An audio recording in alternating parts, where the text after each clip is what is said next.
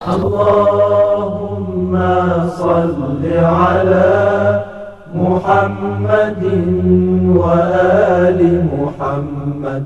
اللهم صل على محمد وآل. أعوذ بالله من الشيطان الرجيم. بسم الله الرحمن الرحيم.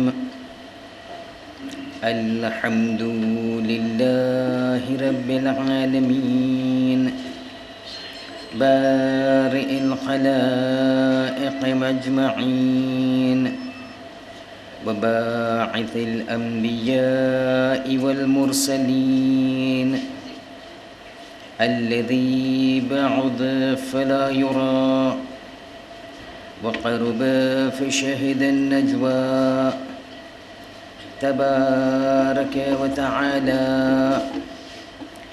ثم الصلاة والسلام والتحية والإكرام على خاتم النبيين وسيد المرسلين والشفيع المذنبين الرسول المؤيد والنبي الممجد المصطفى الأمجد أبي القاسم محمد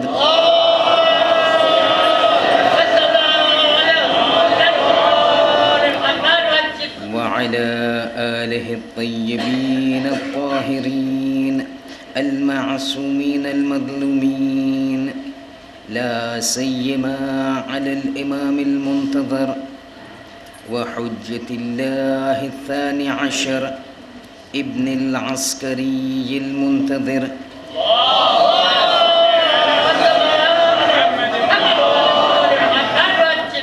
ولعنة الله على أعدائهم أجمعين من الآن إلى قيام يوم الدين.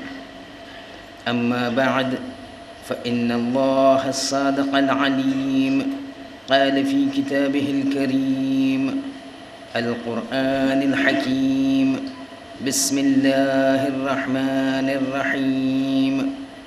لقد كنت في غفلة من هذا فكشفنا عنك غطاءك فبصرك اليوم حديد. صلوات.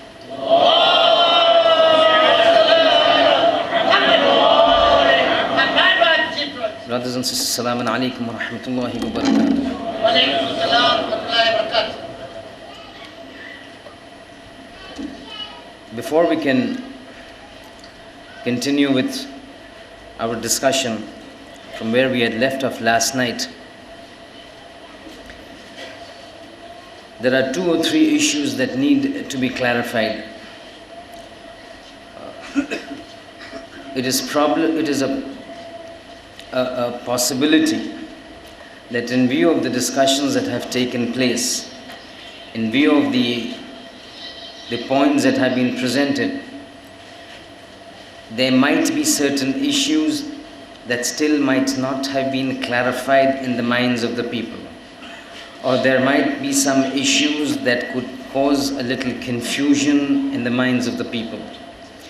And in order to eliminate those rough edges and polish them off as we move forward, it becomes at times necessary at the start of lectures to highlight those points and polish them off so that the further subsequent lectures can become more comprehended and understood. One point, when we talk about the Ma'asumeen alayhimus salam, and as we have been hearing from the first of the nights, that this journey that we are discussing is so dreadful and so horrific and so frightening that on many occasions we find the Ma'asumeen crying and we find them weeping, and we've mentioned their hadith and we spoke about Hadrat Maryam alayha salam. It is possible that there might be certain confusions in the minds of the people, that when we have individuals who have been going through a good patch in this entire journey, How is it that a ma'asum can fall into such problems? How is it that a ma'asum can be facing such problems? How can it be that a ma'asum would be in such a lot of trouble? The point that we have to understand is that we cannot compare our lives and our existence with that of the ma'asum. We lead our lives for ourselves. The ma'asumin lead their lives for us. What do we mean lead their lives for us? It means that they have been sent by God to lead their lives, to guide us. Their life is a very selfless phase of existence where they don't live for themselves, they live for the guidance of the ummah. And that is why you find on so many occasions, whether it has been the prophets of the previous times or the imams of the times, whenever they have been subjected to persecution, tyranny and oppression, every time they would pray to Allah, Allahumma ghafirhum li'annahum la ya'lamoon. Oh Allah, forgive them, for they do not understand what they are doing. So when we see them crying, when we see them weeping, when we see yatamalmalu katamalmul salim, Imam Ali alayhi salam in the Masjid Kufa, that is for you and me to understand that this journey is very long and dreadful. For them it doesn't make any difference, because for them it's going to be a smooth passage altogether. We don't expect them to fall into trouble. By means of this action, they want to convey to us, you have a problem. We, when we don't face any problem, are weeping. So you, when you are not a masoom and you're bound to make a mistake and you're bound to commit a sin, is it not more worthy for you to cry? When we as ma'asum weep, and when we as ma'asum raise our hands, and we as ma'asum who cannot even contemplate sins, when we are praying to God for forgiveness with tears in our eyes out of the fear of Allah, you as non-ma'asum have a better and a bigger right to cry in front of God. So when we talk about these, let us understand their existence is different, their purpose is different. All their life is for our guidance. Point number one. Point number two that we have to understand is that when we are talking about the separation of the soul and the body at the time of death, again, lecture number one, we had said that death comes, it separates the physical dimension, which is the body, from the spiritual dimension, which is the soul. The body goes into the grave and it is decapacitated, it goes into rottenness, it decomposes, becomes mud. What happens now?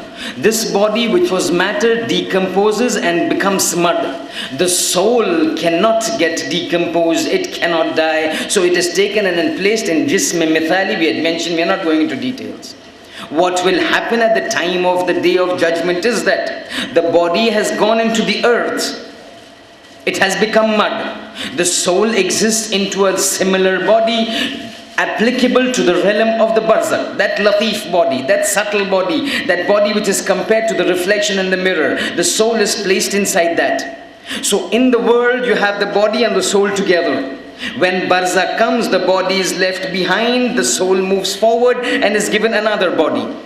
This is the second phase of a person's movement. The third phase, when it will be said, or it will be said, ukhruj min qabrik, get up from your grave, what will happen is that this soul from the jism mithali, this body of mithal, will be taken up. At that time, the order will be given to the grave, collect all the parts of that body in this world which has been decomposed and gone into the stomach of the insects and become mud in the earth. All those parts will gather together. The body will once again arise. The soul now will be put back into the body, and now this man, Shaykh Shahnawaz, as he is now, will be brought up on the day of judgment. And this is what was there. You remember I told you last night that several of the hadith, when I read, I don't expect, nor should you expect me to explain every hadith, because the time does not permit. But in the first night, or in the third night, in the third majlis, when we had talked about those few youths of Bani Israel, they happened to go, and while going they came across a grave, and they said, let us ask this person of the grave how he felt death. And they pray to God, and God gives permission to that man to get up. And when the man gets up, they see an old man with white hair on the head and white beard standing up. At that time they ask him, how do you you feel death? And he says, 99 years have passed after my death, but I still feel the pain of death. In that same hadith, these people ask him, but if you're there in the grave for 99 years, your body should not have existed, your body should have decomposed, your body should not have remained, not even the bones, forget about the flesh. Then how is it that I am seeing you in flesh and blood as if you had died just yesterday? The answer that this old man gave was, yes, you are true,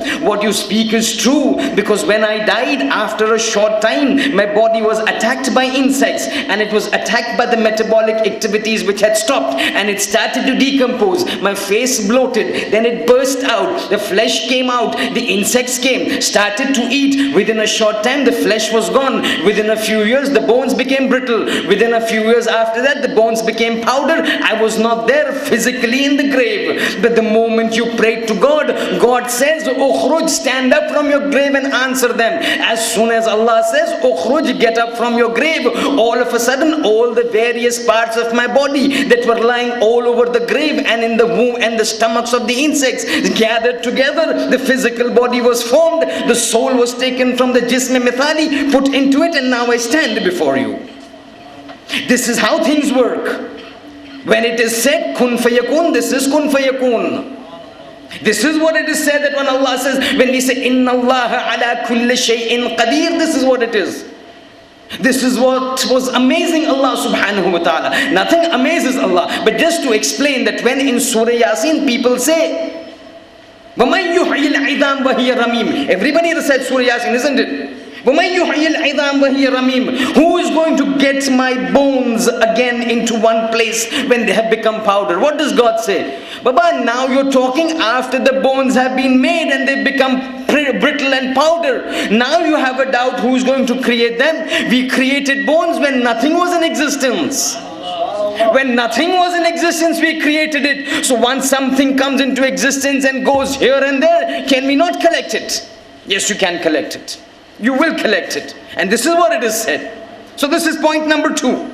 That after the barzakh, when it comes to the day of judgment, again everything will be taken, gathered together, raised up. And this is where we differ to many of our Sunni brothers, because a quite number of our Sunni brothers and scholars, when I say Sunni brothers, means the educated, the scholarly people, they believe that the resurrection will be only spiritual. We say not spiritual. This very hand that slaps somebody is going to be punished on the day of judgment. This very body is going to be coming up. This very body will be gathered together, and this is where the qudrat of Allah can be seen. That these insects 1400 years ago, the first person to have died after Hijrat, his bones are gone, his flesh is gone into the womb, into the stomachs of insects that have been eaten away by other predators, that have been eaten away by other predators. When Allah says qum, or when He says ukhruj, all of those parts will come together and the body will be formed, soul will be taken, Shaykh Shahnawaz, for punishment. It's point number 2.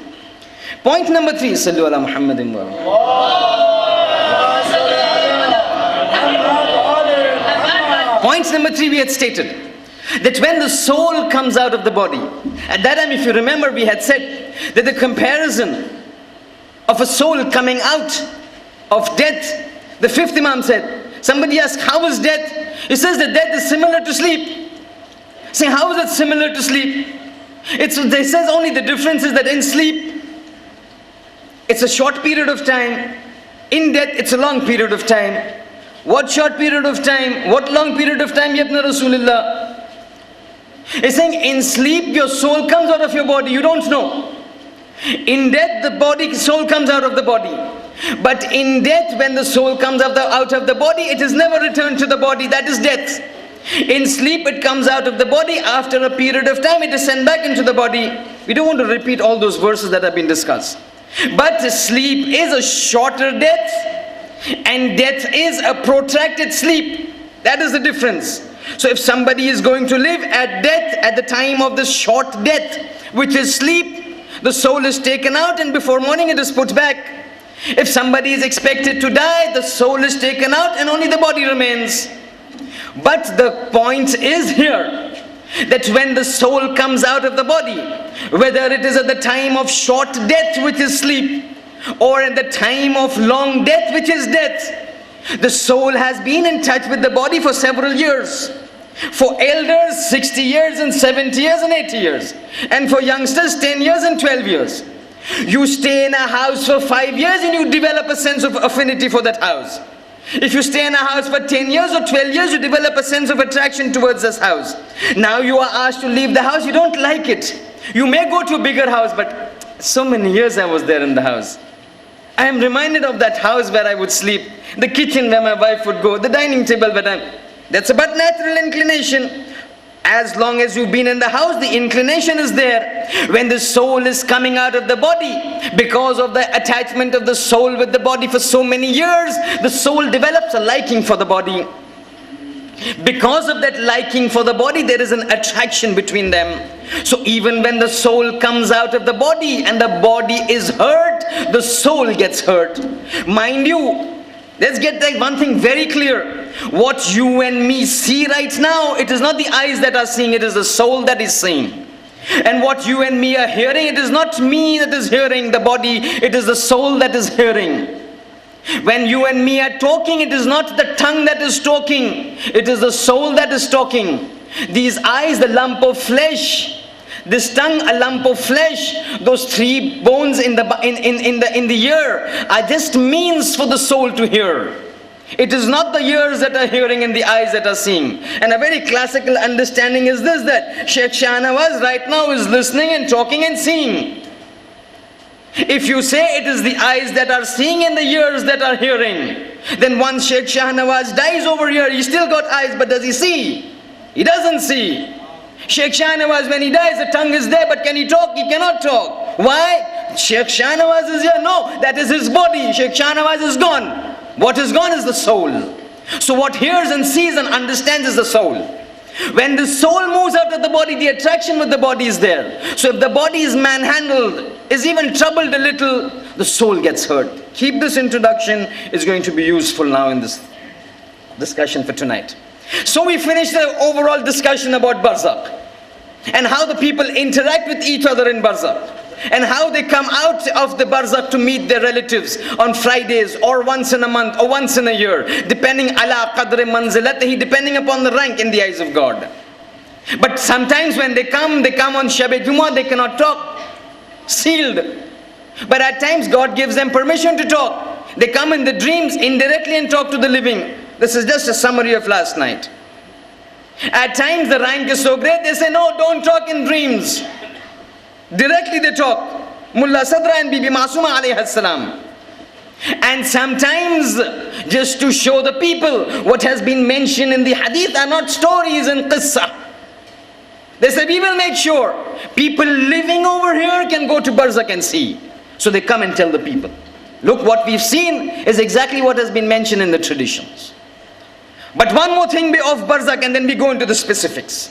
This barzakh that we talk about, in majority of it is understood that you go into the grave and the grave punishment takes place. This barzakh issues is not related only to the grave. Just keep this point, explanation tomorrow night.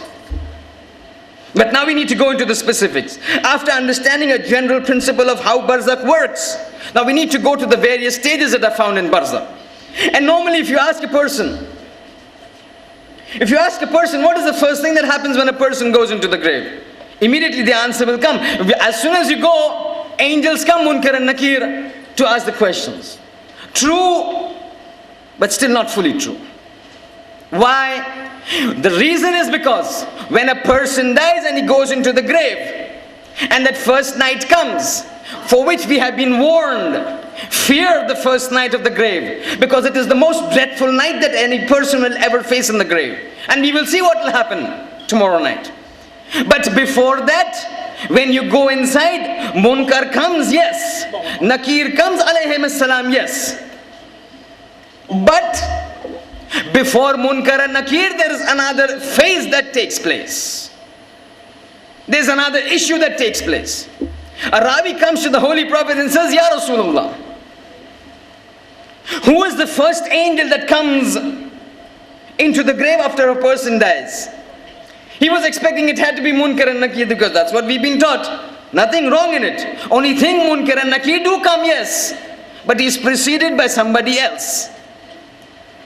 Prophet is asked, who is the first angel that comes to a person after his death? He's saying there's an angel by the name of Ruman. In some tradition he's called Ruman. In another tradition he's called Munabbih. Saying, what is this function of this? Does he come before even Munkar and Nakir? He's saying, yes, Munkar and Nakir come after him. Oh, what is the purpose? What is the reason? What is the job of this? Saying this person serves as a drone for Munkar and Nakir. I'm using words that are used now. You know, drones, they go on a surveillance, pilotless planes sent by Israel and America to spy on spy targets, unmanned, flying, so that if it is dropped, pilots don't die. They're called drones. A better example would be, for example, many of the people over here, business class, who have businesses, employ expats to work in their company. We employ in our school. The teachers come from Nairobi. What is the thing that is done usually? You have either to work with the Ministry of Education, or you have to work with the Ministry of Labor, or you have to work with the Ministry of Immigration to get the required permits. What is the usual procedure that is followed? The usual procedure is that you can't go, so you have to employ agents. The agents come to your office, take details about the person whom you want to employ, his name, his qualifications, his background, his profession, his date of birth, his passport copies and his photographs. Then he prepares a full dossier, a full file. That file is then taken to the deputy minister or to one of the concerned officers. He approves it. Once the whole file is ready, it is left to the deputy minister or the minister to approve or sanction. What this Ruman does or Munabbih does is exactly create a file of this person who has died ready with all the details, so that when Munkar and Nakir come, they don't have to go into this intricate mundane routine of trying to find out the details of this man. He is preparing their dossier. He gives that dossier to them and they come and they start their work. What is their work? We will see tomorrow. This Ruman, when he comes, his job is to write and make the person who is dead write down all his deeds that he has done.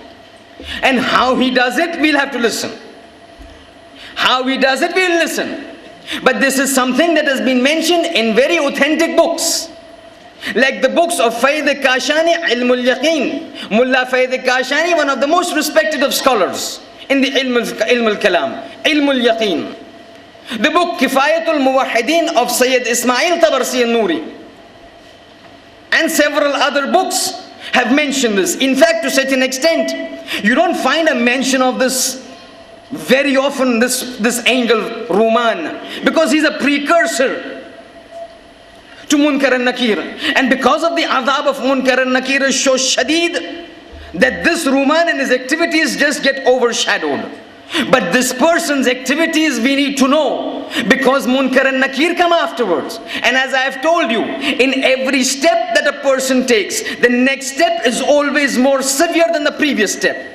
And what this farishta or this angel does is something to understand, because it is something beyond our vaguest of imaginations that we could have ever imagined. And we need to know this to avoid ourselves, or even not to avoid, at least relieve ourselves from quite a lot of problems. Imam Sajjad alayhi salatu was salam in Sahifa Sajjadiyah. In Sahifa Sajjadiyah, dua number 3 is a specific dua of Imam Sajjad, in which he is sending salams on the angels. It's specific for the angels. He is reciting a dua in which he is emphasizing the salawat and salams upon the angels. As-salamu alayka. As-salamu ala munkarin wa nakir. As-salamu ala malakil mawti wa a'wanihi. One of the sentences that he says is As-salamu ala ruman fattani al-qubur. So if we say you don't find it in so many books of hadith, just the mention of this person's names in Sahifa Sajjadiyah is enough for us to understand, yes, this phase does exist. What happens in this phase? Listen to this incident. This incident is there about a personality none other than Salman Farsi. And the incident is a very long one. when I start this incident recitation, I will switch to Gujarati. Because of the length of this hadith, I might either forget while I'm reciting the hadith to shift to Gujarati, or even if I remember and in the course of the hadith if I shift to Gujarati, it would really make a lot of difference. I will lose focus. That half of the hadith in English, half in Gujarati. But I will give you an introduction as to how this hadith and this incident takes place. Once the incident has been commenced, we switch over to Gujarati. This is about Salman Farsi. Salman Farsi, we know he was a very lofty personality. Everybody knows anytime Salman is mentioned, as Salmanu minna ahlul bayt is the hadith that comes to mind. But do we know what it means, Salmanu minna ahlul bayt? Up to Salman minna is understood, he's from us. As soon as it is said, Salmanu minna ahlul bayt, you don't find this kind of a classification, this kind of a statement given by a masoom to anybody else in history. You don't find it. Abu Dhar minna ahlul bayt, Miqdat minna ahlul bayt. He's saying, the masoom says, Salman minna, he is from the ahlul bayt. You will only be able to understand the rank of Salman if you understand the rank of ahlul bayt. Because here the masoomin are saying, this man is from us. From us means from Ahlul Bayt. From Ahlul Bayt means that rank of Ahlul Bayt and Ismat that is there. That means Salman was very nearly a masoom. Was very nearly a masoom. We won't call him a masoom. We will not compare him to the likes of Hadrat Abbas and Hadrat Muslim or Bibi Zainab. But when we say Salmanu minna ahlul bayt, we can very safely say that the third tier of people amongst the ranks that are there amongst the creation of God, the first would be the prophets and the masumin. The second would be the shibh masumin, the likes of Hadrat Abbas and Hadrat Muslim. The third tier amongst them, the persons you would find would definitely be a person by the kind of Salman. This Salman has got numerous mu'ajaz, numerous karamat written against his name. So many khariqul ad, the extraordinary supernatural acts that he've done. Now is not the time to talk, because I fear as it is that I might be late. But the fact is that Salman was very close to the Holy Prophet. Because he was close to the Holy Prophet, the Prophet would tell him things about events that were supposed to come, prophecies. One of the prophecies the Holy Prophet said to Salman was, Salman, when your death will be nearing, when you will be about to die, when you will be close to death, that time my prophecy to you is that a dead man will talk to you in the grave. So if you want to know whether you are going to die or not, go to the graveyard, call out to the graves. If somebody responds to you, understand your death is going to come. મારી passion ગોઈ છે કે જ્યારે તું મરવા માટે આવશે, તારું time આવશે મરવા માટે, ત્યારે એક ખબરનો મુર્દો તારી સાથે તકલ્લુમ કરશે. એ વખતે તને જે પણ પૂછવું હોય એનાથી પૂછ, કારણ કે એ તને બધું જવાબ આપશે. પતી ગઈ વાત. રસૂલે ખુદા ચાલ્યા ગયા. रसूल खुदा चालिया गया. खलीफा अव्वल दुव्वम सिव्वम इमाम अली आया. इमाम अली सलमान ने मदाइन ना वाली बनावे छे, हाकिम मदाइन बनावे छे. અત્યારે જે रिवायत હું નકલ કરું છું બિહારુલ અનવારમાં મૌજૂદ છે, ઉલમા તસ્દીક કરે છે, અને Ravi અસબગ ibn નુબાતા. Asbagh ibn Nubata, one of the most revered of the traditions and narrators of the traditions. तल में इल्म रिजाल में असबग इब्न नुबाता नु जोसो तो आवसे मुवत्थक, very confidential, very authentic, not a liar, his hadith to be taken. असबग इब्न नुबाता नकल करे छे वाक़यो सलमान फारसी नो कि जे मुनहसिर ने मबना छे नु पेशन गोई रसूल खुदा सामरो सु छे.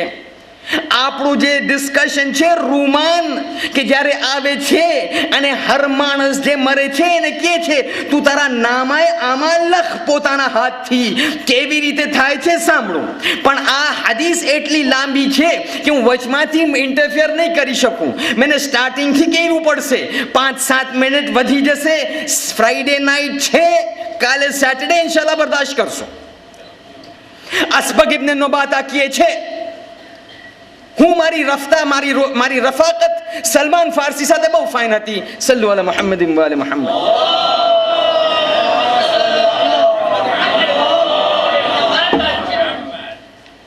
અમે બહુ દોસ્તાર હતા. એક વખત સલમાન ફારસી બીમાર પડ્યા અને riwayat નકલ કરે છે અસબગ કે એવી રીતે બીમાર પડ્યા કે ઇવેન્ચ્યુઅલી આજ મરઝ મૌત બની ગઈ. કે બીમાર થઈ ગયા, હું એ આદત માટે ગયો 1 વખત 2 વખત 3 વખત 4 વખત, પણ જ્યારે હું એમની પાસે જાઉં જોઉં કે એમની હાલત ઇશ્તદ્દત મરદ, કે એમની હાલત ખરાબ થતી જાય, તબિયત બગડતી જાય, ફઅયકનતુ અન્નહુ બિમયત, તો મને યકીન થઈ ગયું બહુ જ વહેલા સલમાન ફારસી દુનિયાથી જવાના છે. હું એક વખત જ્યારે એમને મળવા ગયો તો સલમાન મને કહે છે અસબગ હું તને એક રાજની વાત કહું. હું જ્યારે રસૂલે ખુદા સાથે હતો તો રસૂલે ખુદા પેશનગોઈ કર્યા કે સલમાન જ્યારે તારી મોત આવશે ત્યારે તારી સાથે કબરનો મુર્દો કબરથી તારી સાથે વાત કરશે. હું મારી હાલત એવી છે કે મને લાગે છે કે હું મરવા વાળો છું. મને એક કામ કર, તું મને કબ્રસ્તાન લઈ જા તો હું જે છે જોઉં કે મારી વફાત નજદીક આવી છે કે નહીં. તો અસબગ કહે છે સલમાન તમે શું ચાહો છો, હું શું કરું તમારા માટે? તો સલમાન કહે છે અસબગ એક કામ કર, તું મારા માટે એક તખ્ત લઈ આવ, શરીર એક નાનું તખ્ત લઈ આવ, એવું તખ્ત કે જ્યારે માણસ મરી જાય છે તો કેવી રીતે મૂકવામાં આવે છે એવું એક તખ્ત લઈ આવ. એની ઉપર એવા કપડો બિછાડ કે જેવી રીતે કોઈ મરવા વાળો બેસવાનો હોય તો કેવી રીતે બેસાડે, સફેદ કપડો, સિમ્પલ, નો લાવિશનેસ. કીધું હા. બીજું કીધું પહેલા તું લઈ આવ. અસબગ જાય છે, તખ્ત લઈ આવે છે, એની પર એક સાદું કપડું નાખે છે. પછી સલમાન કહે છે જા 3-4 માણસને લઈ આવ કે જે આ તખ્તને ઉપાડી શકે. અસબગ જાય છે, 3-4 માણસને લઈ આવે છે. અત્યારે શું કરું સલમાન કહે છે મને આ તખ્ત ઉપર લેટાડી નાખ. તખ્ત ઉપર સલમાનને લેટાડી દે છે. હમણાં શું કરવું છે? કીધું આપણા શહેરમાં જે મકબરો છે, કબ્રસ્તાન છે, મને ત્યાં લઈ જાઓ. બધા સલમાનને ઉપાડ્યા, કબ્રસ્તાન તરફ લઈ ગયા. કબ્રસ્તાનમાં વારે થયા, સલમાનને નીચે મૂક્યા તખ્ત સાથે. અસબગ કે છે હમણાં શું કરું?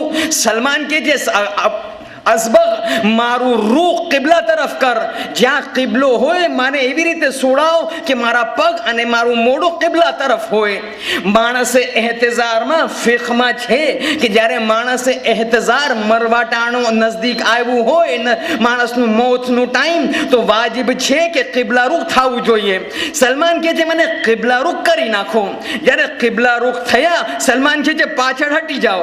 બધા હટી ગયા. સલમાન એક આવાજ કહે છે અસ્સલામુ અલૈક યા અહલલ કુબૂર, એ કબ્રસ્તાનના મુર્દાઓ મારું સલામ કબૂલ કરો. રવાયત કહે છે અસબગ કહે છે પહેલી વખત સલમાન જ્યારે સલામ કીધું કઈ જવાબ નહીં આવ્યું. સલમાન બીજી વખત કહે છે એ કબરના મુર્દાઓ મારું સલામ કબૂલ કરો, અને આયા તમે મારું જવાબ નહીં આપશો, હું તમને ખુદાની કસમ આપું છું, રસૂલની કસમ આપું છું, મારી સાથે વાત કરો. કારણ કે હું છું સલમાન ફારસી, રસૂલનો સહાબી, અને હું તમને કહું છું કે રસૂલ મને પેશનગોઈ કરીને ગયા છે કે મારી અગર મોત નજદીક આવી હશે તો તમારા કબ્રસ્તાનના મુર્દાઓમાંથી કોઈ મારી સાથે વાત કરશે. મને જાણવું છે આયા મારી મોત આવી છે કે નહીં. અગર જો આવી હોય તો તમને રસૂલ અને ખુદાનો વાસ્તો મારી સાથે વાત કરો. અસબગ કહે છે હમણાં સલમાનના અલ્ફાઝ ખતમ નહીં થયા કે બાજુમાં એક કબર હતી, એમાંથી આવાજ આવ્યો વ અલૈક સલામ સલમાન અલ ફારસી, એ સલમાન ફારસી મારું સલામ કબૂલ કર, મારું સલામ કબૂલ કરો, પૂછો શું પૂછવું છે. અહીંથી સ્ટાર્ટ થાય છે. સલમાન કહે છે સારું થયું કે તું આવ્યો, અને હું તારો અહેસાનમંદ અને શુક્રગુજાર કે તું આવ્યો. પણ પહેલા મને પૂછવા પહેલા મને તને એક વાત પૂછવી છે. બીજો જે મેન મતલબ હું પૂછીશ, પહેલા તું મને જણાવ કે તું મિન અહલિન નાર છે કે મિન અહલિલ જન્નત છે. તું હમણાં જે છે બરઝખમાં છે, તું જહન્નમીઓ વાતમાંથી છે કે જન્નત વાળાઓમાંથી છે? બરઝખમાં મુબ્તલાએ અઝાબ છે કે બરઝખમાં મુબ્તલાએ નિઅમત અને નાઈમ છે? કીધું ખુદાનો શુક્ર કે ખુદા મને પોતાની રહેમતથી માફ કરી નાખ્યો અને હું અહલે જન્નત છું. સલમાન કહે છે મબરૂક. અત્યારે મારું સવાલ એ છે, યા ઇબાદ યા અબ્દુલ્લાહ, એ ખુદાનો બંદો, સિફલી અલ મૌત, મને તું ડિસ્ક્રાઇબ કર.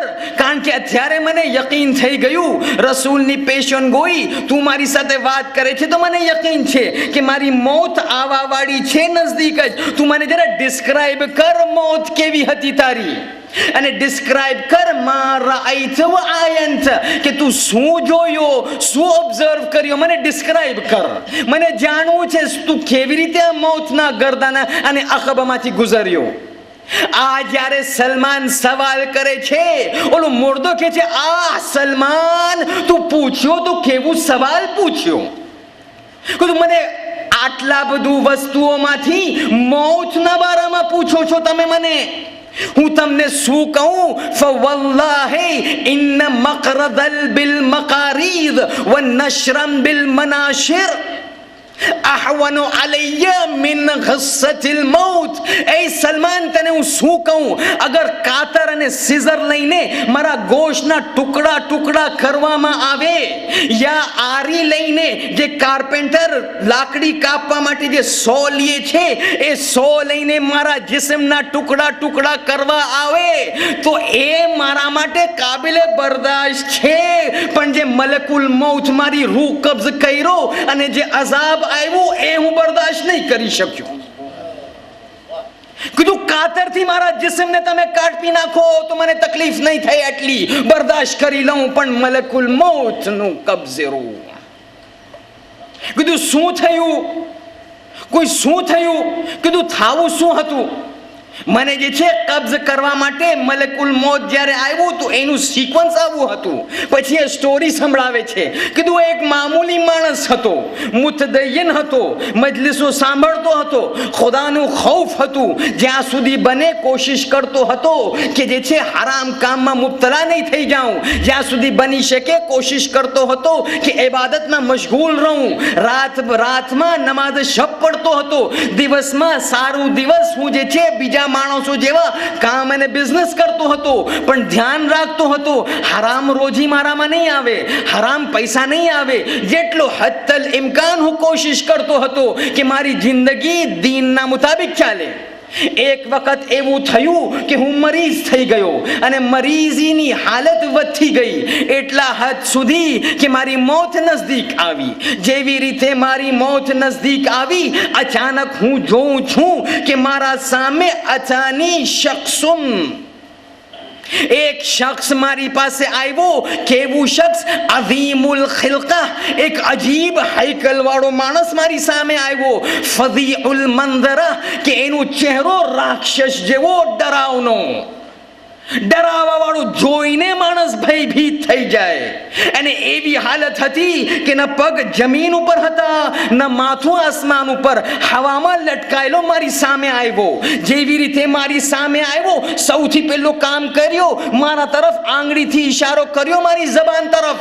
અચાનક હું જોયું કે મારી જબાન હરકત કરવા બંધ થઈ ગઈ, અલ્ફાઝ નહીં નીકળે. પછી બીજી વખતે ઈશારો કર્યો મારા કાન તરફ, મારા કાન સાંભળવા બંધ થઈ ગયા. હું જોઉં છું હમણાં કે મારા આજુબાજુમાં, કારણ કે હું મરીઝ હતો, મારી મરીઝી ખરાબ થતી ગઈ તો બધા રિલેટિવ્સ અને રિશ્તેદાર મારા આજુબાજુમાં હતા, બધા મને જોઈ છે, હું પણ એમને જોઉં છું, પણ કઈ સાંભળવા નથી આવતું, કઈ બોલી નથી શકતો. એક મરતબા આ જ્યારે વાત થઈ, હું ભયભીત થઈ ગયો. આ શું થાય છે? મને કઈ સાંભળવામાં નથી આવતું. પુકારું તો કોને પુકારું? જબાન હરકત નથી કરતી. પછી એક મરતબા મારી આંખ તરફ ઇશારો કર્યો અને મારી આંખના સામે બધું અંધારો છાઈ ગયો. ફક્ત તન્હા શખ્સ કે હું જોઈ શકું આ માણસ છે, હૈકલ અઝીમ, ચહેરો ખૌફનાક. અરે બીજા હમણાં મારા રિલેટિવ્સ અને રિશ્તાદારો હતા, કોઈ નથી દેખાવામાં આવ્યું. હું આંધળો થઈ ગયો, કાંઈ નથી કરી શકતો, ન બોલી શકું છું, ન સાંભળી શકું છું, ન જોઈ શકું છું. ફક્ત તન્હા શખ્સને જોઉં છું, આ રાક્ષસને. એક મરતબા એક કુવત જમા કરીને પૂછો, મન અંત, તું કોણ છે માણસ કે આવીને મારા અને મારા દુનિયાના વચ્ચે હાયલ બની ગયો, મને અને મારા રિશ્તેદારોના વચ્ચે જુદાઈ નાખ્યો, મારા અને મારા માલ અને બચ્ચા તરફ દૂર કરી નાખ્યો. તું છે કોણ? કીધું, જવાબ આવ્યો, અના મલકુલ મૌત, હું મલકુલ મૌત છું. શા માટે મારી પાસે આવ્યો છે? હું આવ્યો છું કે તને દુનિયાથી આખિરતમાં લઈ જાઉં. તારું ટાઈમ પૂરું થઈ ગયું, તારું રિસ્ક દુનિયામાં પૂરું થઈ ગયું. હું તને લઈ જવા માટે આવ્યો છું. એક સેકન્ડ વધારે તો દુનિયામાં નહીં રહી શકે. આ મુર્દો ડિસ્કા હમણાં વાત કરે છે કે આમ હું મલકુલ મૌત સાથે વાત કરતો હતો કે અચાનક હું જોયો ક્યાં આ રાક્ષસ ખૌફનાક ચહેરા વાળો કે અચાનક બે નૌજવાન ખૂબસૂરત સફેદ લિબાસમાં અંદર આવ્યા. હું જોઉં છું, બીજા કોઈ દેખાતા નથી. રિશ્તેદારોની આવાજ પણ બંધ થઈ ગઈ, દેખાતા નથી. એક માણસને જોઉં છું, મલકુલ મૌત, પણ એ રાક્ષસ જેવો. અચાનક ખૂબસૂરત રૂપાળા બે માણસ કોણ આવ્યા? એક કહે છે આવ્યો મારા રાઈટ સાઈડ ઉપર બેસી ગયો, બીજો આવ્યો અને લેફ્ટ સાઈડ ઉપર બેસી ગયો. હું પૂછું છું, તમે કોણ છો? શા માટે આવ્યા છો? કીધું, આ કિતાબ લઈને વાંચ. કીધું, પહેલા તમે કયો છો કોણ? કીધું, હું રકીબ. બીજું કે છે હું અતીદ. રકીબ એ મલકનું નામ છે કે જે સીધા બાયા ઉપર યા રાઈટ સાઈડ ઉપર બેસે છે, યા રાઈટ સાઈડ માણસો પાસે છે કે જે પણ માણસ નેક કામ કરે, જે ફરિશ્તો રિસ્પોન્સિબલ છે નેક કામ લખવા માટે, નામ રકીબ. અતીબ બીજો મલક કે જેની રિસ્પોન્સિબિલિટી સૈયાત અને ગુનાહને લખવાનું. બંને આવે છે. રકીબ એક તરફ, અતીદ બીજા તરફ. કીધું, સલામ અલૈકુમ, આ કિતાબ લાવ્યો છે, વાંચો. કીધું, શું કિતાબ છે આ? કીધું, આ એક કિતાબ છે, જિંદગી ભર અમે તમારા સાથમાં હતા, જ્યારે મરી ગયો તારી બુક્સ બંધ થઈ ગઈ. કીધું, બુક્સમાં શું છે? કીધું, એક બુક્સમાં તારા નેક અમાલ છે. અતીત કહે છે આ બુકમાં તારા બુરા અમાલ છે, વાંચ. ઇકરા.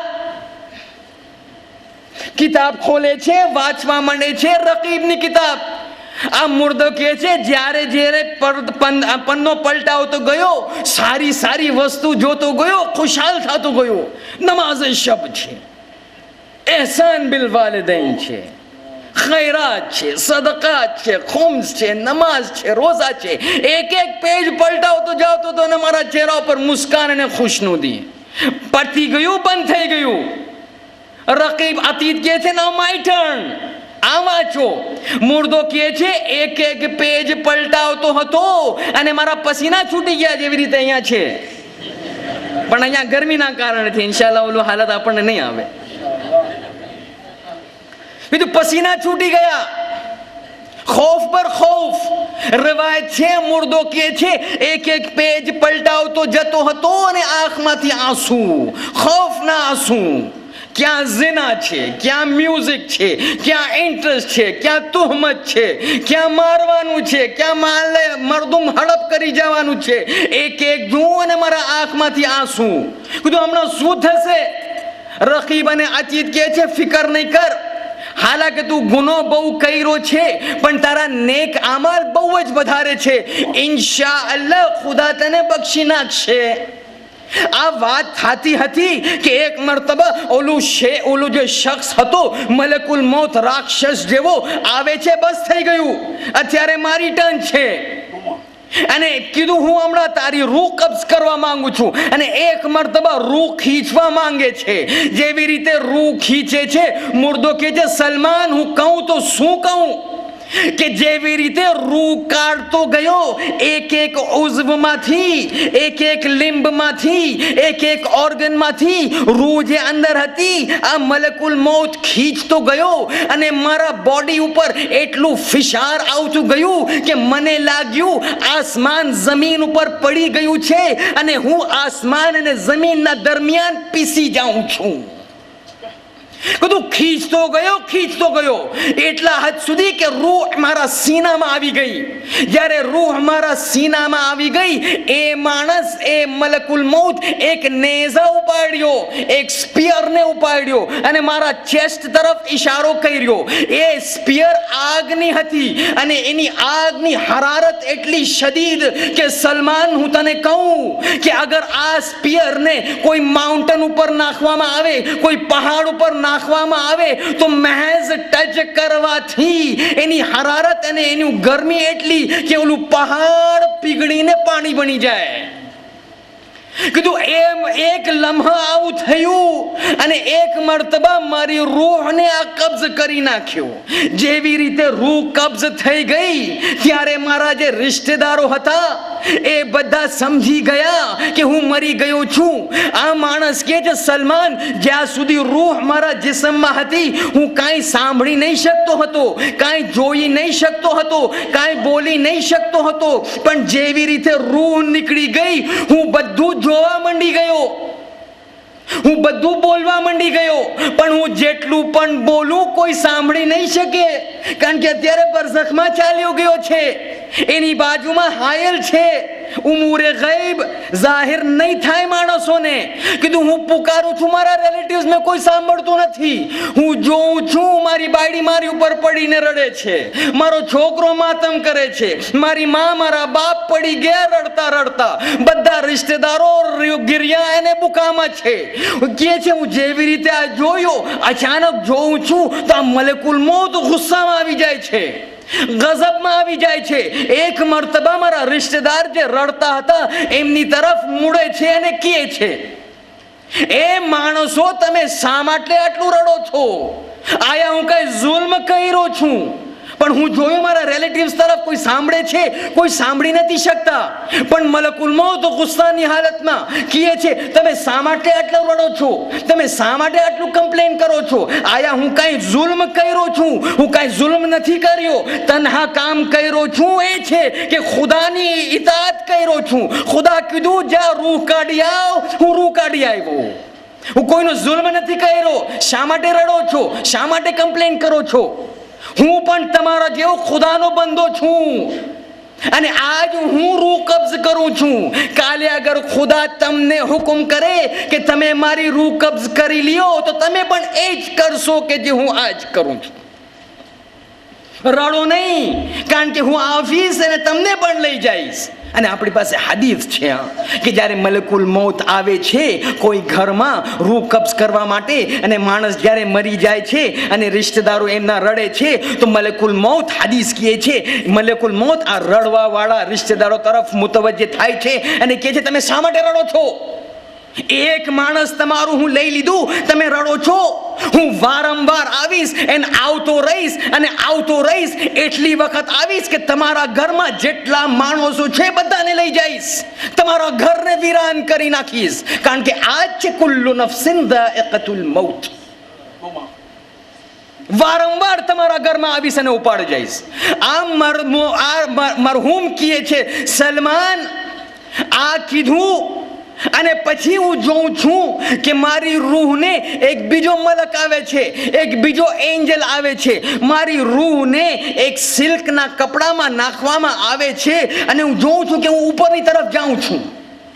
ક્યાં જાય છે? કીધું મને લઈ ગયા આસમાનમાં. પહેલા આસમાનનો દરવાજો ખુલ્યો, સેકન્ડ આસમાનનો દરવાજો ખુલ્યો, સાતમા આસમાન અર્શ ખુદા પાસે ગયો, ખુદાના મહઝરમાં ગયો.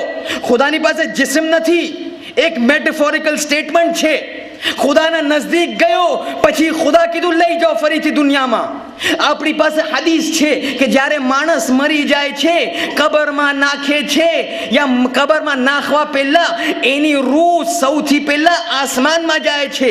અગર મુતદય્યિન દીનદાર હોય તો પહેલા, બીજા, ત્રીજા, સાતમા આસમાન સુધી જાય છે. અર્શ ખુદા પાસે જાય છે. ખુદા એને નિગાહ કરે છે. પછી મલાઈકાને કહે છે હમણાં લઈ જાઓ અને જે અમારું કાનૂન હોય આની ઉપર નાફિઝ કરો. પણ જે માણસ ગુનેહગાર હોય છે, જે માણસ ખુદાનો નાફરમા બરદાર હોય છે, જ્યારે એને લેવામાં આવે છે, પહેલા આસમાન ઉપર જ્યારે જાય છે તો પહેલા આસમાનના મલાઈકા દરવાજા ખોલતા નથી. આ માણસ ફાસિક અને ફાજિર, ખુદાનો નાફરમાન નથી ખપતો, અને ત્યાંથી જ એને નીચે પટકવામાં આવે છે અને એનું અઝાબ શરૂ થઈ જાય છે. આ મુર્દા મરહૂમ કહે છે સલમાનને, મારી રૂહ ઉપર ગઈ, ફરીથી નીચે આવી. જ્યારે નીચે આવી હું જોઉં છું કે અજીબ તશ્કીલાત છે. જોઉં છું મારું જિસ્મને માણસો લઈ જાય છે ગુસલ આપવા માટે. ગુસલ આપવા માટે લઈ જાય છે. ગાસિલ આવ્યો, ગુસલ આપતો હતો, મને મારી બોડીને હળાતો હતો, અને જેવી રીતે મારા બોડીને હાથ પણ લગાડતો હતો, મને એટલી અઝિયત થતી હતી, મારા રૂહને એટલી તકલીફ થતી હતી કે હું ચિલ્લાવતો હતો, હું પુકારતો હતો, એ મારા ભાઈ, આ મારા જિસ્મ પર તું રહેમ કર. આ 60 વર્ષ આ જિસ્મ સાથે હું હતો, અને એક એક નસમાં અને એક એક ઉઝમાં હું ઘૂસી ગયો. મલકુલ મોત જ્યારે મને ખીચી આ બોડીથી તો એક એક નસ તૂટી ગઈ અને એક એક ઉઝમ ક્રેક થઈ ગયા. મારું જિસ્મ બહુ નબળો થઈ ગયો છે, રહેમ કર. આ 60 વર્ષ આની સાથે હતો. પછી આ માણસ કહે છે સલમાન, વલ્લાહી ખુદાની કસમ, અગર જે હિસાબથી હું ચિલ્લાવતો હતો, શોર કરતો હતો, પુકારતો હતો, અગર એ ગાસિલ સાંભળી લે તો જિંદગીમાં કોઈને ગુસલ નહીં આપત, મરતા દમ સુધી કોઈને ગુસલ નહીં આપત. પણ ગુસલ આપવામાં આવ્યું. એના પછી મને કફન આપવામાં આવ્યું. પછી તાબૂતમાં લઈને મને કબ્રસ્તાન લઈ જવામાં આવ્યું. જ્યારે લઈ જતા હતા હું જોતો હતો, પહેલા પાણી નાખ્યા, કફન, હુનૂત. પછી જ્યારે લઈ જતા હતા તો મારા ઝહેનમાં આવ્યું, 60 વર્ષ સવાર સાંજ કામ કરતો હતો સામાન અને અસબાબ દુનિયા જમા કરવા માટે. આજે હું શું લઈ જાઉં છું? સફેદ કપડો અને થોડું કેમ્ફર, કાફૂર, હુનૂત. આજ આકિબત છે દુનિયામાં રહેવાની. આજ આકિબત છે 10 અને 12 કલાક કામ કરવાની. કાંઈ નથી મારી પાસે લઈ જવા માટે, બધું મૂકી ગયો. કીધું લઈ જતા હતા, જેવી રીતે લઈ જતા હતા કબ્રસ્તાનમાં લઈ ગયા. કબ્રસ્તાનમાં કબર રેડી હતી. આ બધા વખતે હું મારું જિસ્મને જોઉં છું, મારા રિશ્તેદારોને જોઉં છું, રડે છે. હમણાં એક વાક્યો થાય છે આ બચ્ચિયા, પણ આજે નહીં, કાલે આવશે. આ તો સલમાનની હદીસ છે. કીધું મને લઈ જવામાં આવ્યું, કબ્રસ્તાનમાં લઈ ગયા, કબર રેડી હતી. મને કબરમાં જેવી રીતે નાખ્યા, મને એમ લાગ્યું હું આસમાનથી જમીન ઉપર આવી ગયો. કારણ કે અચાનક હું જોઉં છું કે એક એવી જગ્યામાં, કે આટલી તંગ જગ્યામાં જિંદગીમાં હું ક્યારે નહોતો, અને અચાનક હું જોઉં છું મારા ઉપર લાકડી રાખવામાં આવી છે અને માટી નાખવામાં આવી છે. હું પુકારું છું, શું કરો છો? નહીં મૂકો મને, કોઈ સાંભળતું નથી. માટી નહીં નાખો, કોઈ સાંભળતું નથી. એકલો છું, કોઈ હોય અહીંયા મારી સાથે, કોઈ ધ્યાન આપવા વાળો નથી, કોઈ સાંભળતું નથી મારી વાત. મને બંધ કરવામાં આવ્યું. જેવી રીતે બંધ કરવામાં આવ્યું, અત્યારે હું મારી કબરમાં તન્હા. અજીબ ખૌફ, શિદ્દત ખૌફ એવું કે મારું બદન લરઝતો હતું. હું લરઝતો તો બદન તો મરી ગયું. ખબર નહીં પડે કે હું શું કરું, કોને બોલાવું, કોઈ સાંભળતો નથી. અને પછી આવાજ આવી, જે પણ ઉપર કામ કરવા વાળા કબર બનાવ્યા, પછી આવાજ આવી, ચાલો આપણે ઘરે જાય અને તિલાવતે કુરાન કરે. કીધું મને મૂકીને નહીં જાઓ, પણ કોઈ નહીં સાંભળ્યું, બધા ચાલ્યા ગયા. એ વખતે મારા મોઢાથી અવાજ નીકળી આવ્યો, એ ખુદા કાશ મને કોઈ ફરીથી દુનિયામાં મોકલાવી દે. જેવી રીતે અલ્ફાઝ નીકળ્યા, હું સાંભળ્યું એક જવાબ શું હતું? એ જ આયત કુરઆન, કલ્લા ઇન્નહા કલિમતુન હુવા કાઇલુહા વ મિન વરાઇહિમ બરઝખુન ઇલા યૌમ યુબઅથૂન. નહીં જઈ શકે તું, એક એવી આલમમાં તું આવી ગયો છે, રિટર્ન નહીં થઈ શકે, કારણ કે તારે પાછળ એક વોલ છે, નહીં જઈ શકે દુનિયામાં. કીધું હું જોઉં છું કોણ છે, તો જોયો એક મલક. આપણે આપણી પોઝિશનમાં આવ્યા, ટાઈમ પણ મારું બરાબર છે. કીધું હું જોઉં છું કે એક મલક છે. પૂછું તું કોણ છે? મારા બધા રિશ્તેદારો મને મૂકીને ચાલ્યા ગયા, પણ તું મારી સાથે છે, તું કોણ છે? કીધું મારું નામ રૂમાન યા મુનબ્બે. તું શું કરશે મારી સાથે? કીધું તું જે પણ દુનિયામાં કર્યો છે અને જે તને રકીબ અને અતીદ વાંચવામાં આપ્યું છે, તને લખવું પડશે. કીધું શા માટે લખવું પડશે? કીધું આ ખુદાનો નિઝામ છે. કીધું કેવી રીતે લખું? તો કીધું આ માણસ કહે છે, સલમાન આમાં આ ફરિશ્તા મને બેસાડે છે, મને સિટિંગ પોઝિશનમાં કરે છે, સિટિંગ પોઝિશનમાં કરે છે, પછી મને કહે તું લખ. કીધું શું લખું? કીધું તારા નામે તારા તું જે પણ દુનિયામાં કામ કર્યો હોય તું લખ. કીધું પણ મારી પાસે પેપર નથી, કેવી રીતે લખું? કીધું પેપર હું તને આપું. આ આલમમાં કાંઈ વસ્તુ એમ નહીં હોય કે નહીં મળે. કીધું ક્યાં છે પેપર? હું તો એકલો છું, દીવાર છે, માટી છે. કીધું તને પેપર આપું. કીધું શું કર્યો? કીધું સલમાન આ આવ્યો, મારું કફનનો ટુકડો લીધો, ચાક કર્યો, એક ટુકડો કાઢ્યો, મારા હાથમાં આપ્યું. હાદા સફીહતુન, આ પેપર છે, લખ. ખૂબ આ પેપર છે, પણ કેવી રીતે લખું? પેન ખપે, પાર્કર પેન. તો પેન નથી. આઈનલ કલમ, પેન ક્યાં છે? કીધું પેન નથી. કીધું નથી.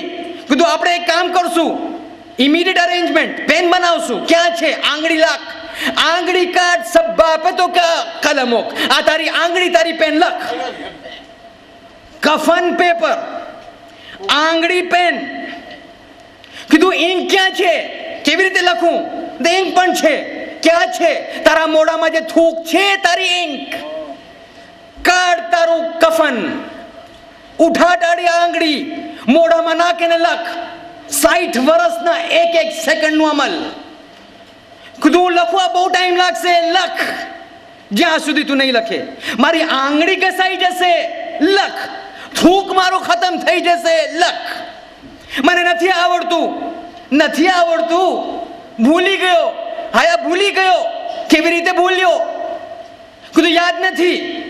તને યાદ નથી, હું તને કહું, પણ તને કેવી રીતે ખબર પડી? કીધું તું કુરાન નથી વાંચતો. કીધું કુરાનમાં શું છે? ખુદા કહે છે જે માણસ દુનિયામાં કામ કરે છે એ માણસ ભૂલી જાય છે, પણ ખુદા નથી ભૂલતો. અહસાહુલ્લાહુ વ નસુ. હું કોઈને ગાડી આપીને ગાડ આપીને ભૂલી જાઉં, હું ભૂલી જાઉં, ખુદા નથી ભૂલતો. હું કોઈને માણસને સદકો આપ્યો ને ભૂલી ગયો, ખુદા નથી ભૂલતો. અહસાહુલ્લાહુ વ નસુ. માણસ ભૂલી જાય છે, ખુદા નથી ભૂલતો. લખ, હું તને ડિક્ટેટ કરું છું. આ મર્દ કહે છે, સલમાન આ ફરિશ્તો મારી સામે બેસ્યો, એક લમ્હાના બારામાં લખતો હતો, ડિક્ટેટ કરતો હતો ને હું લખતો જતો હતો, ડિક્ટેટ કરતો હતો ને લખતો જતો હતો. જ્યારે સારા નેક આમાલ પતી ગયા, ત્યારે સૈયાત અને ગુનાહની વાત આવી. તો જ્યારે એક ગુનાહ વાત કરતો હતો, એક ગુનાહ મસ્જિદમાં આવે છે મજલિસ માટે, બાર છોકરીઓને જોઈ છે આવતા આ લખો. કીધું મને શરમ આવતી હતી, અસ્તહયી, શરમ આવતી હતી મને. હું તો કેવી રીતે આ લખું? ફ્રેન્ડ સાથે વાત કરતો હું, અમારા યંગ ફ્રેન્ડ્સની વાત કરું છું. બે છોકરા વાત કરતા, પાછળ છોકરી લાગે છોકરા સાથે વાત કરે છે, જોઈ છે છોકરીને. લખ. શરમ આવે છે. કીધું હાયા હમણાં શરમ આવે છે ખુદાના સામે, જ્યારે કરતો હતો ત્યારે શરમ નહીં આવતી હતી, લખ. કીધું એક અમલ અને હું લખતો જતો હતો અને મારા આંખોમાંથી આંસુ નીકળતા હતા. લખીને 60 વર્ષની એક લમ્હાની વાત મને લખવી પડી. એક લમ્હાની વાત લખવી પડી મને. મારા આંગળી ઘસાઈ ગયા, મોઢામાંથી થૂક ખતમ થઈ ગયું, પણ એ કહે છે લખ, હું જ્યારે રોકી જાઉં તો મારી સામે એક આગનો રોડ ઉપાડે. કીધું નહીં માર, હું લખું છું, નહીં માર, હું લખું છું. અને આ જ વાત છે, આ સ્ટોરીઝ નથી. આ જ્યારે ઇમામ ખુમૈની જ્યારે ગુજરી ગયા, તે એમના છોકરા સૈયદ અહમદ એક વખત ખ્વાબમાં આવે છે. સૈયદ અહમદના ઇમામ ખુમૈની ખ્વાબમાં આવે છે. સૈયદ અહમદ પૂછે તે બાપને, બાબા કેવું ગયું સફર? બહુ સખ્ત છે બેટા, શદીદ છે. કીધું કેમ? કીધું એક એક વસ્તુ હિસાબમાં રાખવામાં આવે છે, એક એક વસ્તુ હિસાબમાં રાખવામાં આવે છે. કીધું એક એક વસ્તુ એટલે શું? સૈયદ અહમદ કહે છે, ઇમામ ખુમૈની હાથ ઉપાડે છે. કીધું તું હાથ ઊંચો કરીશ તને લખવું પડશે, તું હાથ પણ ઊંચો કરીશ ત્યાં લખેલું છે કે આ ટાણે at 10 minutes past 10 Shaikh had lifted his hand. એક એક વસ્તુ. કીધું એક એક વસ્તુ મને લખવું પડ્યું. સલમાનને કહે છે, કીધું જ્યારે પતી ગયું પછી હું જોયો, કીધું અજીબ આ માણસ છે, આ અજીબ ફરિશ્તો છે. એક એક વસ્તુ, ઝીણી ઝીણી વસ્તુ લખ્યો છે, કાંઈ ભૂલ્યું નથી. કીધું કેવી રીતે આ બધું યાદ છે તને? આમાં તો કાંઈ મિસ થયું નથી. કીધું કુરાન નથી વાંચતો. કીધું કેમ? બધે કેમ? બધે કુરાનમાં ખુદા જે કહ્યું છે વાંચ્યો નથી. કીધું શું? કીધું કુરાનમાં ખુદા કહે છે આખિરતમાં જ્યારે મુજરિમોને પોતાની નામે અમાલ દેખાડવામાં આવશે, યકુલૂન યા વૈલતના મા લિહાઝલ કિતાબ લા યુગાદિરુ સગીરતન વલા કબીરતન. આ કેવી કિતાબ છે, કોઈ પણ નાની નાની વસ્તુ પણ નથી ભૂલાઈ. નાની નાની વસ્તુ છે, મોટી મોટી વસ્તુ છે, કાંઈ પણ મિસ નથી થઈ. યા વૈલતના, આ કેવી બુક છે, પૂરી લાઈફ હિસ્ટ્રી મારી છે, આમાં કોઈ વસ્તુ મિસ થઈ નથી. કીધું પછી શું થયું? સલમાન કહે છે પછી શું થયું? આ માણસ કહે છે કે જ્યારે આ લખવામાં આવ્યું મને લાગ્યું કે બધું ખતમ થઈ જશે. કીધું નહીં, આપણને એને સ્ટેમ્પ કરવું છે, મોહર કરવું છે. આપણે સ્ટેમ્પ કરીએ ને આપણી કંપનીનું, અમે સીબી માં જે લેટર લખે તો લખે સીબી સેક્રેટેરિયેટ સ્ટેમ્પ કરીને સાઇન કરે. કીધું મારી પાસે સ્ટેમ્પ નથી, સ્ટેમ્પ નથી. કીધું સ્ટેમ્પ નથી, કાંઈ વાંધો નહીં, તારો નાખૂન તું સીલ કર. નાખૂનથી સીલ કરવામાં આવ્યું ટુ પ્રૂવ હા હું જ લખ્યો છું. પછી શું? કીધું પછી મારા હાથથી લીધો અને આને મારા ગરદનમાં લટકાવી નાખ્યો. સલમાન, જ્યારે આ ફરિશ્તો આ કફનના ટુકડામાં કે જે હું મારા બધા નામે અમાલ લખ્યો, જ્યારે મારા ગરદનમાં લટકાવવામાં આવ્યું, મને લાગ્યું દુનિયાના પહાડોનું વજન મારા ગરદનમાં લટકાવવામાં આવ્યું. દુનિયાના પહાડોના વજન મારા ગરદનમાં લટકાવવામાં આવ્યું છે. હું એને કહું છું, મારા ભાઈ તું શા માટે આટલું સ્ટ્રિક્ટ છે? હું તારો શું બિગાડ્યો છું? શા માટે આટલું સ્ટર્ન છે? શા માટે આટલું હાર્શ છે? શા માટે મને પનિશ કરે છે? આ નહીં મૂક. તું મને કીધું લખવા માટે હું લખ્યો, તું મને કીધું સારી વસ્તુ લખ્યો, તું મને કીધું ગુનાહ લખ્યો. આ નહીં નાખ, મારી ગરદન તૂટી જઈ રહી છે. કીધું નહીં ચાલે. હું કેમ નહીં ચાલે? હું કુરાનમાં ખુદા લખ્યું છે વ અલ્ઝમના અલા કુલ્લ ઇન્સાનિન તાઇરુહુ અલા ઉનુqihi. કયામતના દિવસે હર માણસ જ્યારે ઉઠશે કબરમાંથી, એનું નામે અમલ એના ગરદનમાં લટકાયેલું હશે. આ તને તો પહેરવું જ પડશે. કીધું પહેરવું પડશે, પણ ક્યાર સુધી? જ્યાં સુધી કુરાન, જ્યાં સુધી ખુદાનો હુકમ આવે કે તું કયામતના દિવસે ઉઠ. અને પછી જ્યારે કયામતના દિવસે આવશે, તું પોતે આને વાંચશે, ફહસબકલ યૌમ અલૈકા હસીબા. આજની તારીખમાં તું આજે લખ્યો છે, જ્યારે કયામતમાં આવશે આ તારી સામે કિતાબની શકલમાં હશે. એ વખતે તું પોતે ડિસાઈડ કરશે કે ખુદા આજે હું કામ કર્યો છું, તું મને હુકમ નહીં કર, હું પોતે જાઉં છું જહન્નમની તરફ. કફા બિનફસિક અલ-યૌમ અલૈકા હસીબા. તું પોતે કાફી હશે પોતાના હિસાબ કરવા માટે. ખુદાની જરૂરત નહીં પડે. તું પોતે વાંચશે ને કહેશે ખુદા હું હકદાર નથી તારી જન્નતમાં જવા માટે. કફા બિનફસિક અલ-યૌમ અલૈકા હસીબા. કીધું આ જ્યારે થઈ જાય છે ત્યારે એ બહાર નીકળે છે, જેવી રીતે બહાર નીકળે છે અંદર આવે છે મુનકર નકીર. આજ નહીં, કાલે. આખિરતનો મરહલો, હર મરહલો જે છે, हर मरहला अपने गुज़श्ता मरहले से संगीन. तो आपने मलकुल मौत के अजाब को सुना, उसके बाद जब मलकुल मौत के अजाब से सुना, कब्रिस्तान की तरफ जाते जाते आप सुनिएगा. और फिर ये जब हादसा होता है और रूमान और मुनब्बे आते हैं, एक एक स्टेप अपने पिछले स्टेप से संगीन. कहते हैं जब से ये गया मुनब्बा या रूमान, दाखिल हुए मुनकर और नकीर. अब मुनकर और नकीर का एक अजब आलम है. इसी हदीस, बहुत ही तवील हदीस, इसी हदीस में ये शख्स बयान करता है कि मुनकर और नकीर आते तो फिर उसके साथ क्या होता है. इंशाल्लाह बाकी की तफसील और तशरीह हदीस की कल. मगर यही चीज है कि हमारे अइम्मा ने अपनी जिंदगी गुजार दी हमको समझाते समझाते. ये हकीकत है. और इसी वजह से आप देखिएगा कि यजीदी फौज का जो नजरिया था वो बिल्कुल हुसैनी फौज के नजरिए से बिल्कुल अलग.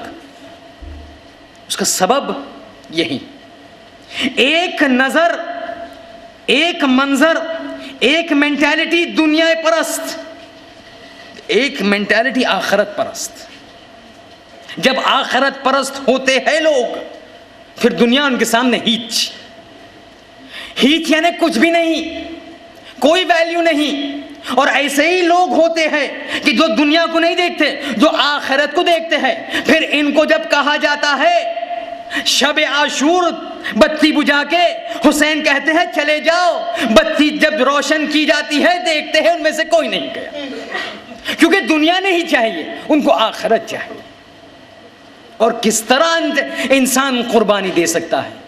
देखिए यही बात है कि जो बार बार पहली, दूसरी, तीसरी मजलिस में बयान हो चुकी कि मासूमीन का मुसलसल फरमान, मौत को याद करो, अक्सरू जिक्र मौत, बार बार मौत को याद करो, रोजाना मुझे जिक्र मौत करो.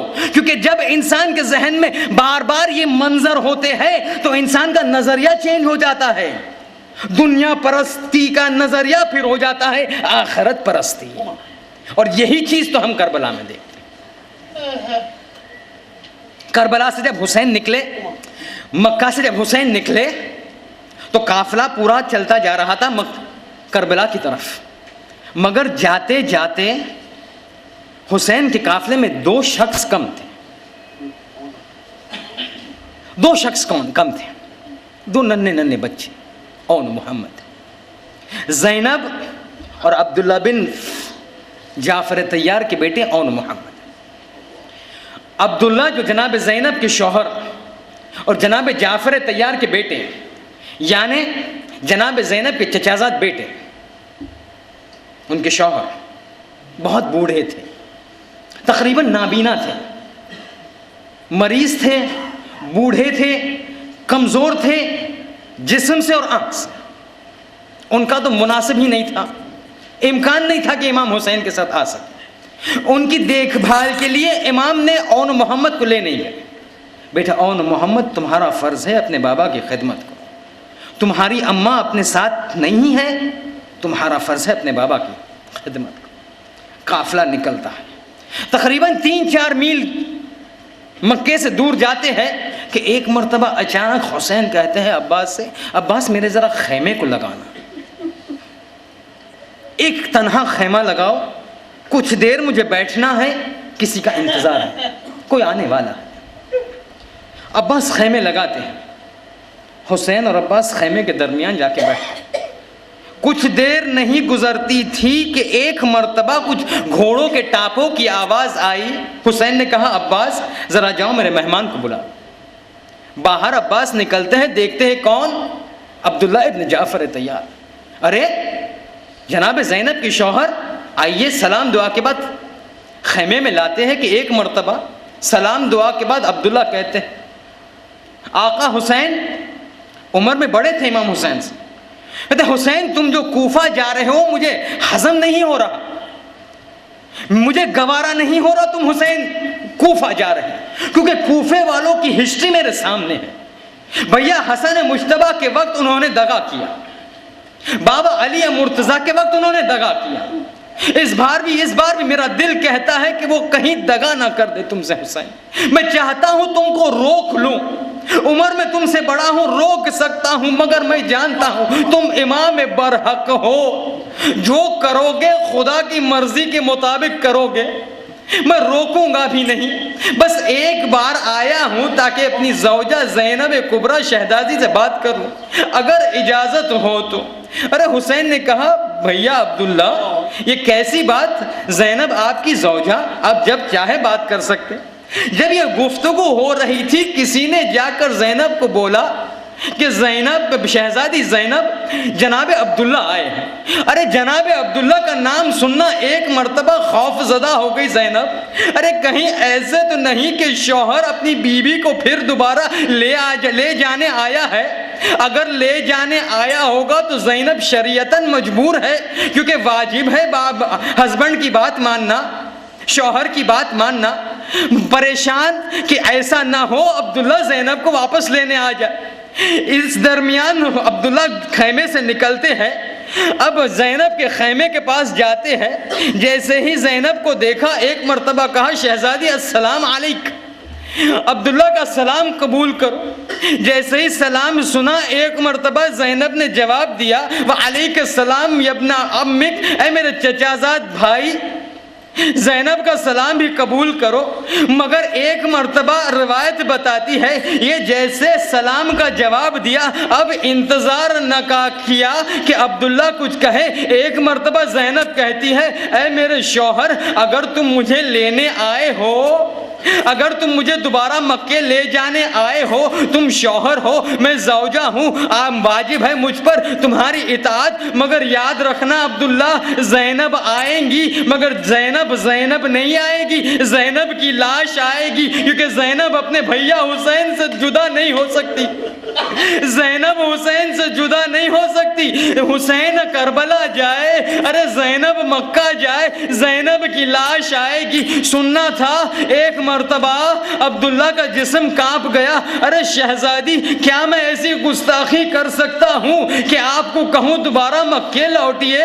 ارے میں تو ایک سامان دینے آیا تھا جو تم بھول کے گئی۔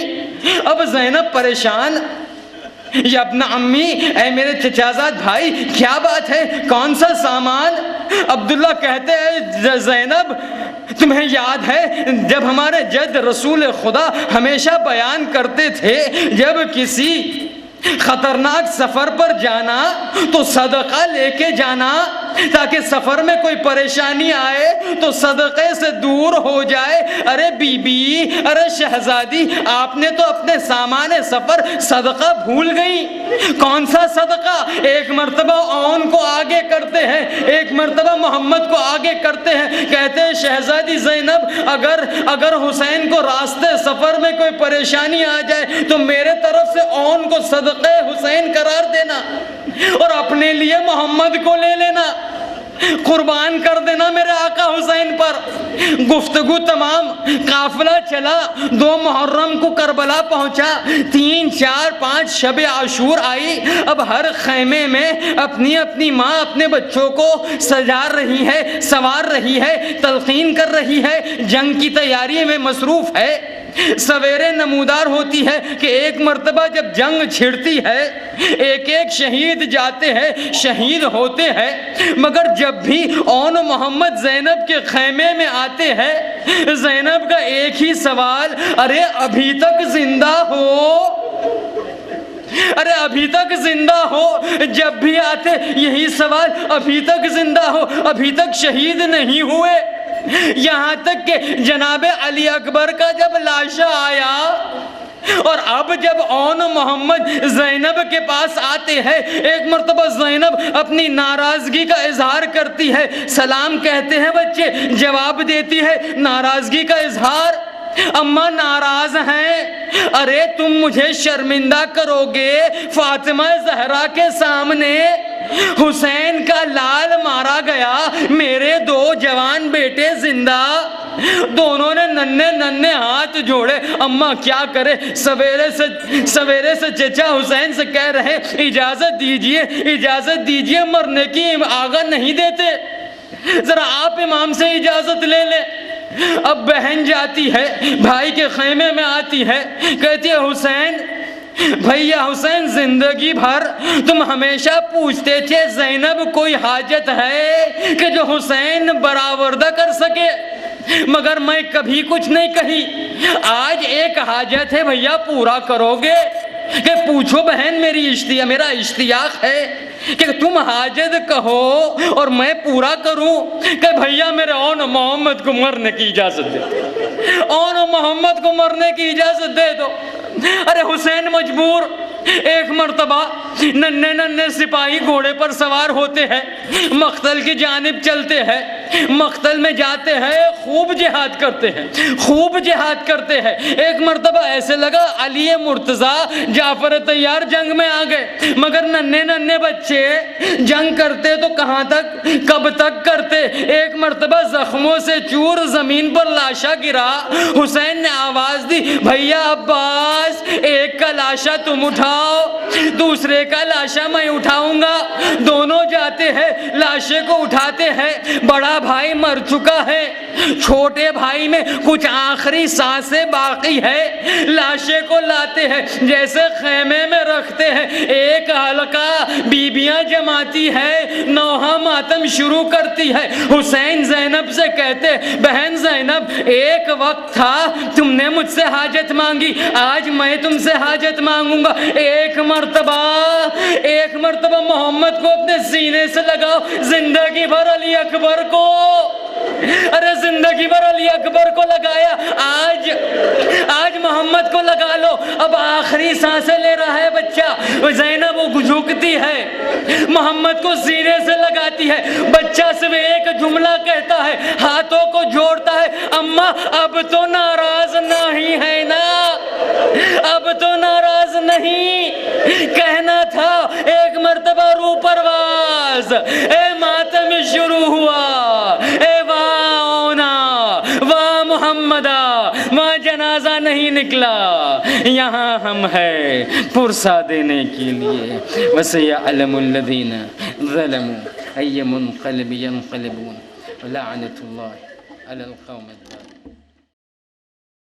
اللهم صل على محمد وآل محمد، اللهم صل على محمد وآل بالله من الشيطان الرجيم، بسم الله الرحمن الرحيم، الحمد لله رب العالمين، بارئ الخلائق أجمعين، وباعث الأنبياء والمرسلين، الذي بعد فلا يرى،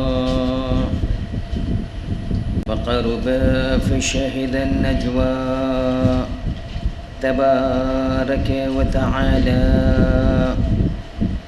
ثم الصلاة والسلام والتحية والإكرام على خاتم النبيين وسيد المرسلين وشفيع المذنبين، الرسول المؤيد والنبي الممجد، المصطفى الأمجد، أبي القاسم محمد،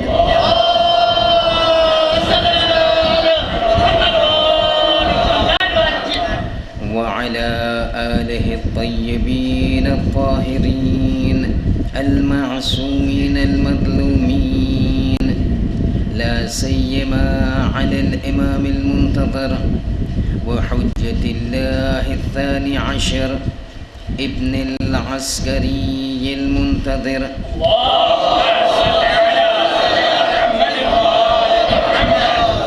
ولعنة الله على أعدائهم أجمعين من الآن إلى قيام يوم الدين.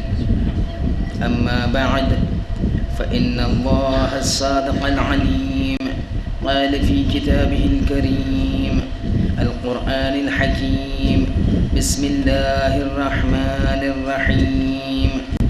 لقد كنت في غفلة من هذا فكشفنا عنك غطاءك فبصرك اليوم حديد. صلوات.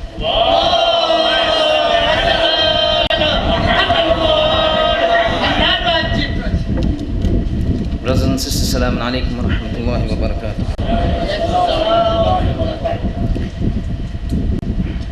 We are into our 7th night of the month of Muharram. And if you were to just reflect on the past month of how it has passed, and then reflect on these last 6 nights of how they have passed, that it appears as if it was just yesterday that we had started the first of the lectures of this month of Muharram. And all of a sudden we're already into the 7th night. And before you know, we finish off the Ashra. This is a small indication of how fast a person's life just goes. And before we realize, we come to a stage of a situation, of a circumstance, as was experienced by Salman Farsi last night, where all of a sudden we find ourselves facing a time, a phase, when we are asked, "Hi, come on, let's go. The time is up." Last night we had spoken about that phase in a person's life of the Akhirah in Barzakh, whereby an angel comes and forces a person to write down all his a'mal and all his deeds to such an extent.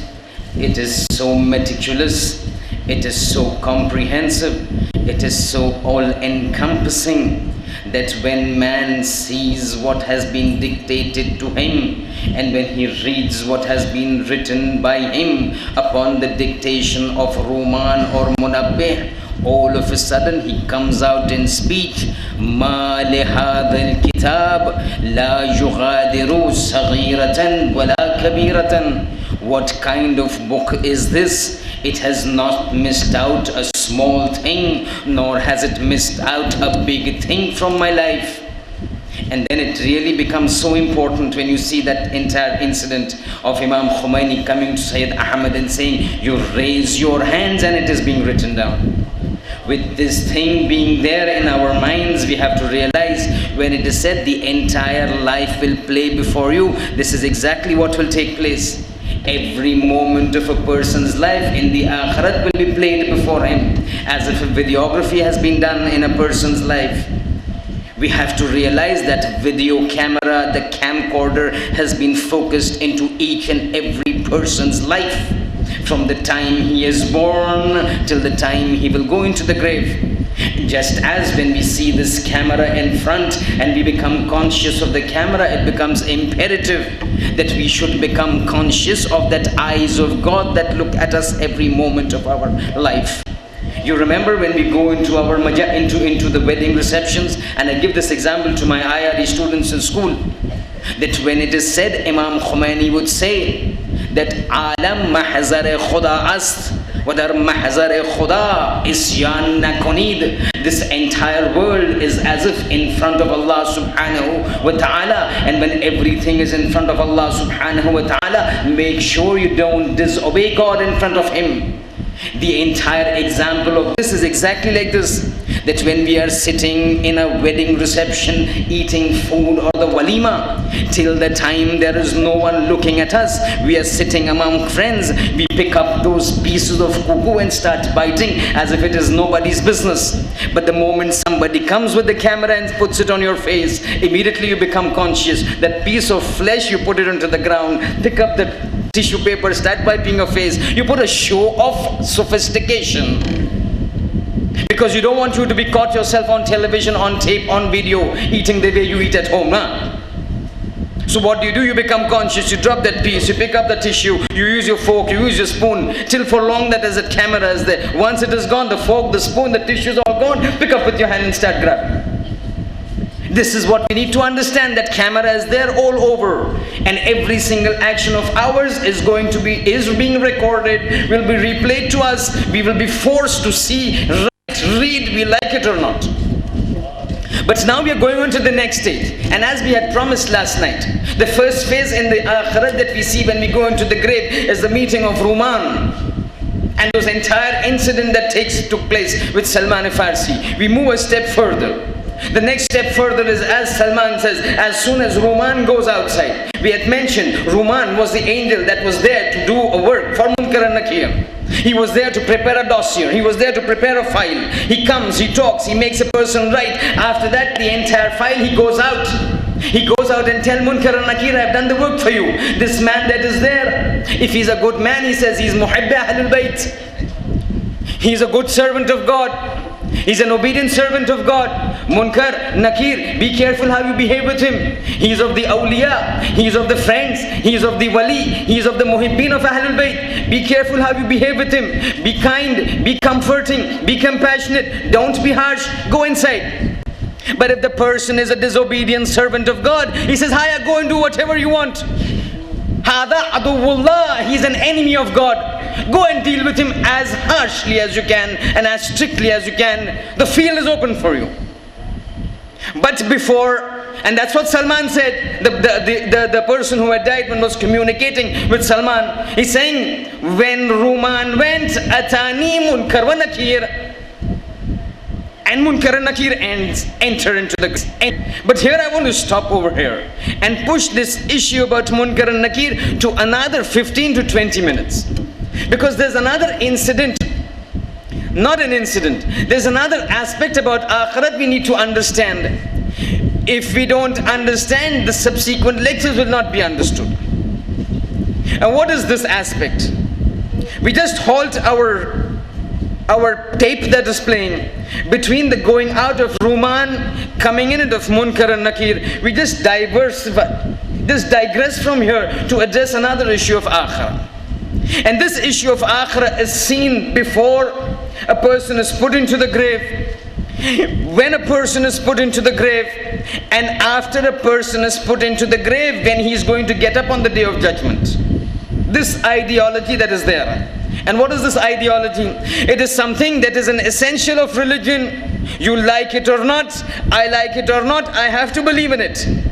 And this is something which is referred to in English as personification of deeds, or tajassumul a'mal. What is this personification of deeds? What is this tajassumul a'mal? It is the belief of the Shiite faith, and to a certain extent even the beliefs of the Sunni faith. They have certain differences in this ideology. We stick to our belief. It is our belief from the Quran and from the ahadith of the Ma'sumin that we believe in something which is referred to as personification of deeds. Tajassumul a'mal, meaning what? Every act that we do, whether it is a good act, whether it is a bad act, whether it is of the hasanat, whether it is of the sayyi'at, whatever act we do, the first majlis and the second majlis, we had said everything has a zahir and everything has a batin. The zahir, which is the manifest form, can be seen. The batin, which is not the manifest form, which is hidden, cannot be seen. Everything has a zahir, everything has a batin. The deeds that we do also has a zahir, and the deeds that we do also has a batin. Whether it is a good deed, there is a zahir. Whether it is a good deed, it has a zahir and a batin. If it is a bad deed, it is a zahir and a batin. A good deed, you put hands into your pocket, take out 100 shillings and give it to a faqir. This good deed has two faces. One that we see, putting our hands into the pocket and giving the money. And another thing which is batin, This is that batin that I want to talk about. Similarly, eating the food, eating the wealth of an orphan. That is when somebody usurps the property of an orphan. That money that comes and snatches from this person, snatches from the orphan. It has two faces. One that you see, the zahir, the actual snatching of the money, and one batin that you cannot see.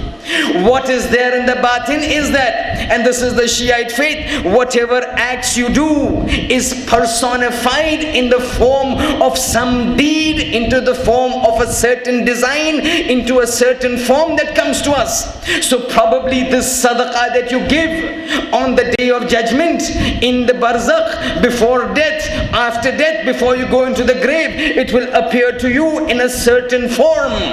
That money that you have taken from the orphan, you may think you have taken money and you may think you're drinking a Coca-Cola from it. That is the zahir, but batin would be the fire of hell that is going into your stomach. So all our deeds that we do, in addition to the zahir act that we do, have a batin act which takes a specific form, which takes a specific shape. It could be the shape of an animal if it's a bad deed. It could be the shape of a reptile. It could be the shape of a crocodile. It could be the shape of a donkey. It could be the shape of a snake if the act is bad. That snake will come to haunt you after we go into the akhirat. But at the same time, if you have been doing good things, if I have been doing good things, that good thing will be personified in the form of a figure, in the form of a shape. It could be the shape of a beautiful man. It could be the shape of a beautiful girl. It could be the shape of a young boy who would come to help you in the akhirat. This is called personification of deeds. That means the deed is taken and given a person to go and help the person who's doing. Or the deed is taken, converted into an evil form, go to the person who has been troubling. And this is one of the fundamental bases and beliefs of the Shiite faith. And this is what is said in Surah Al-Imran, verse number 30, when he says, وَيَوْمَ تَجِدُ كُلُّ نَفْسٍ مَا عَمِلَتْ مِنْ خَيْرٍ muhdara. And remember the day when every nafs, whatever act he has done, whether it is a good act, amilat min khairin muhdara aw min su'in, a person having done good deed or bad deed. Quran says a day will come when we will give these deeds a form, a figure, a shape. At that time, when that shape will come before man, and when he sees his evil deeds, tawaddu law anna bainaha wa bainahu amadan ba'ida. When those deeds are brought before him, and when those deeds happen to be evil deeds, this man will say, Baba, take these deeds away from me. Give him a distance far away from me. I have nothing to do with him. Allah says that deed will not go, it will stay with you. Listen to these stories. This is a story narrated by Shaykh Bahai, just to make you understand what personification of deeds mean, what tajassumul a'mal mean. Tajassum means to give jism, to give body. Personification means the deed is taken, given a person, given a form, sent out to the man. This is what you have achieved. Bear with him up to the day of judgment. Shaykh Bahai, a very Jalilul Qadr alim in the Shiite world, written innumerable books, a master and expert in several sciences. He was good in aqaid, he was good in kalam, he was good in fiqh. These are religious knowledge. He was good in astronomy. He was a magnificent architect, an ingenious architect.